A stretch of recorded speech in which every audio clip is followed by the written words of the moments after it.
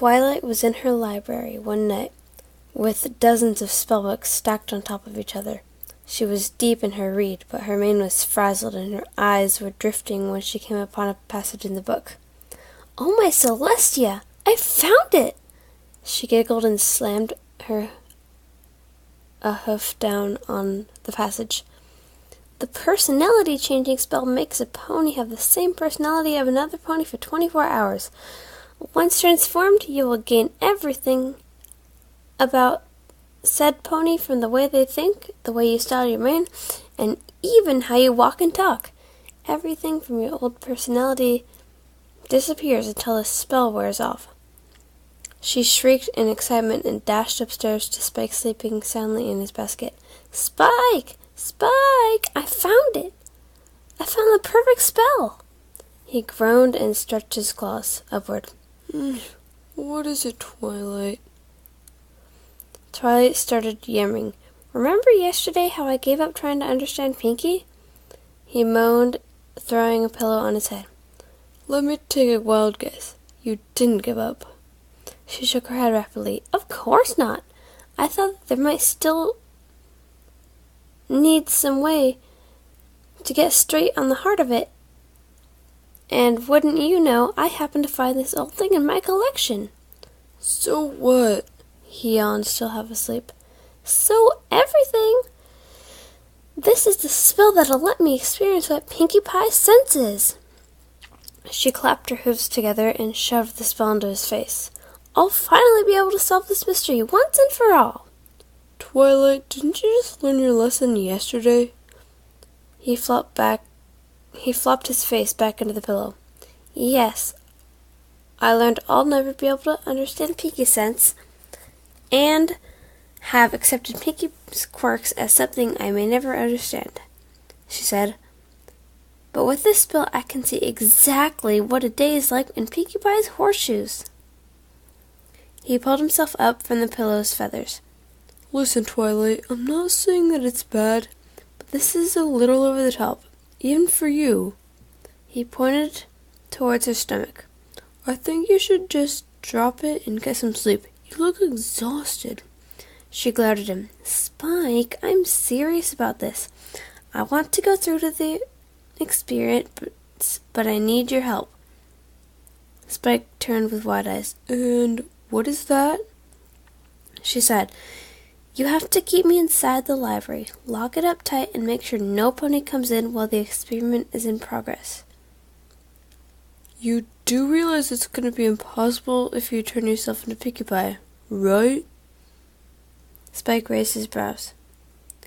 "Yeah, I know. But that's why I need you the most of all, Spike." She put a hoof to his stomach. "You're practically my little brother, and part of being a good brother is helping your sister out." "But what would I get out of this?" Spike asked. "I can't just be expected to keep Pinkie Pie from getting out of the library without some kind of reward." "If you can keep me inside the library for a whole day, I'll get you and Rarity together for a fun little gem hunt. Sound good?" she proposed. Spike could not say no to gems,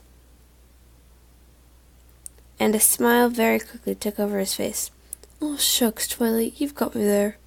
He shook her hoof. "All right, I'm in." "Then what are we waiting for?" Twilight squealed and dashed off to the lab, carrying him in a telecnic field. "Let's do this."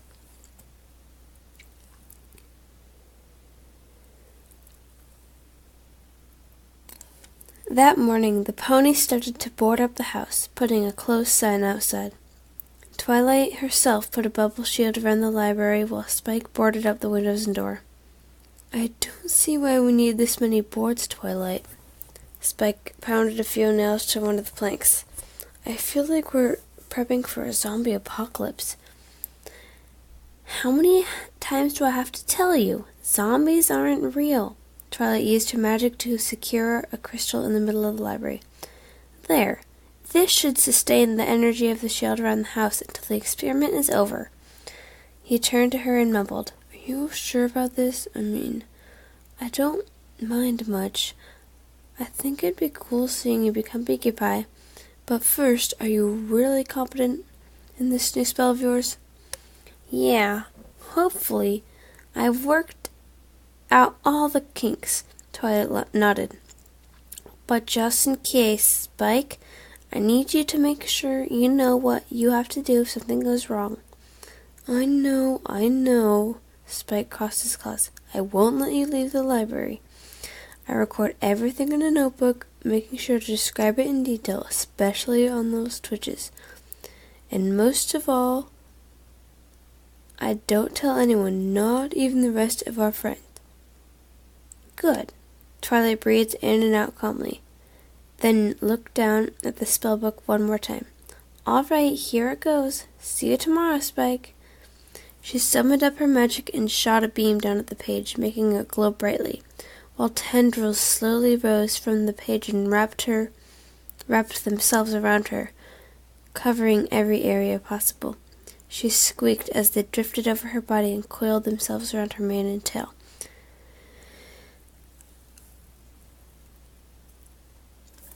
Her mind began to fill with alien thoughts, while the ones she had of books and organization began to fade away.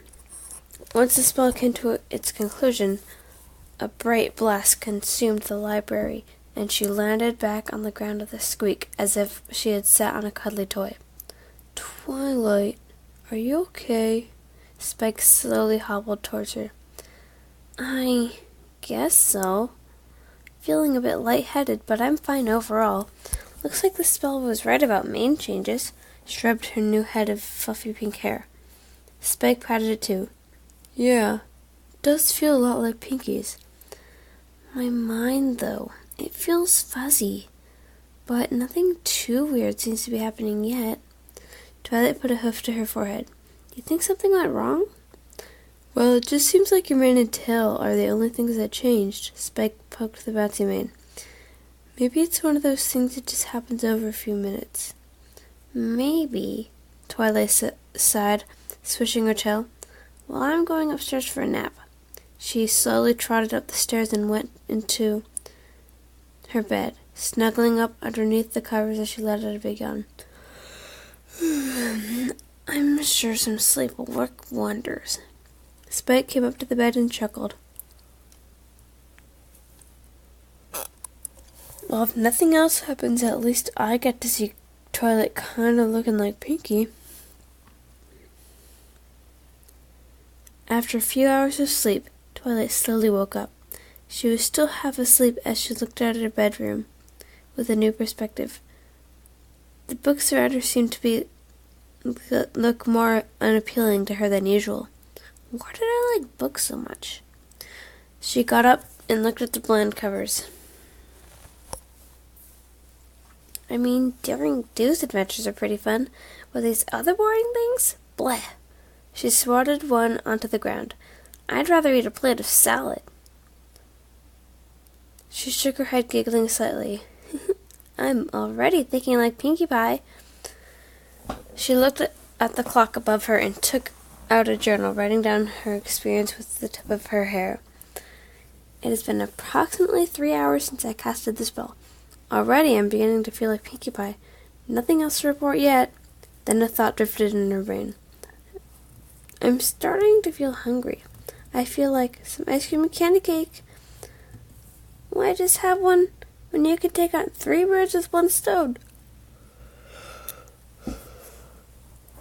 Cake sounds delicious. She started bounding downstairs, brushing brightly. Oh, wow, I'm already getting skippy. Oh, hey, Twilight. Spike waved from the nearby stove, cooking pancakes. You want me to make something for breakfast? She waved a hoof at him. Nope, just getting some cake. She went to the fridge, grinning at the contents. Aw, no cake. Spike rubbed the back of his head. Sorry, we don't have enough ingredients to make one. She laughed, waving a hoof at him. Oh, Spike, don't worry about that. She pulled out a big pink cake from her mane, one that was covered in thick pink frosting. Whoa, where did that come from? Spike's jaw dropped wide to the floor. Twilight, you just did something that Pinkie does. But I didn't use magic. I just had it in my mane. She dug her hooves into the bottomless pink cloud. What else does she have hide in here? Spike smirked. Yeah, she does that all the time. I never understood it myself. I just chalked it up to Pinkie being Pinkie. Twilight threw the cake at the wall. Ugh, I was supposed to understand Pinkie Pie when I pulled that cake out, but I still didn't learn a thing. Spike rolled his eyes. Twilight, I think that sometimes Pinkie doesn't even understand herself. Just go with the flow like she does, and don't think too much about it. Right, go with the flow. Go with the flow. She tried repeating her breathing exercises, but her rumbling stomach stopped dead in her tracks. But I'm still hungry. She took out a large pink cake and ate the whole thing in 3 big bites, with Spike watching in complete awe. Wow, I wasn't expecting that, he said. Twilight grinned. Me neither, but it was a lot of fun. She shook her head and tried to hold on to herself. Wow, it's like something inside me is taking over. I can still think like me a bit, but it's getting harder to control. The mare quickly ran off to her room, whipping out the journal. She sat down and marked the time in the corner of the page. All right, it's 10 in the morning, 4 hours since the spell was casted. I've already pulled 2 cakes out of thin air and acting super strange. She wrote in the journal, my old mind is slowly fading away and being replaced by this new one. Twilight groaned and clutched her head as new thoughts invaded her mind. Well, now that things seem a lot more fun, I'll just write whatever comes to my mind. I would think about how party now since using that silly spell. She started laughing and bounced up onto her feet again. That's right! I should invite every pony for a super duper special party! She glanced at the books. But first, I think this place needs a few new decorations.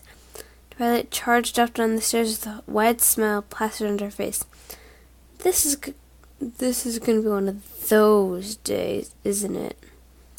Spike groaned as he watched the hyper Twilight run up towards the barred doors.